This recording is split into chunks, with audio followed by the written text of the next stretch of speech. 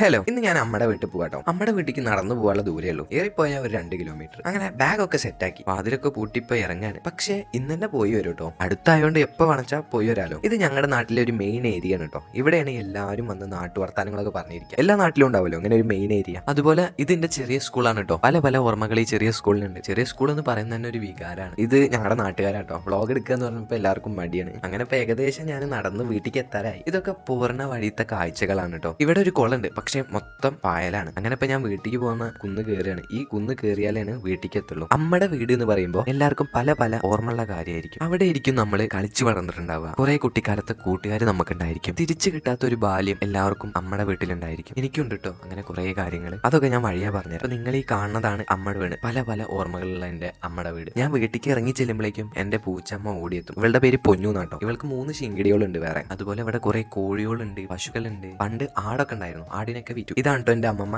ആട് കുറച്ച് നാണക്കാരിയാണ്. ഇനി നിങ്ങളോട് കുറെ വിശേഷങ്ങൾ പറയാനുണ്ട്. അത് അടുത്ത വീഡിയോയിൽ ഞാൻ പറയാം. അപ്പൊ ഇനി അമ്മയുടെ വീട്ടിലെ വിശേഷങ്ങളായിട്ട് ഞാൻ അടുത്ത വീഡിയോയിൽ വരാം.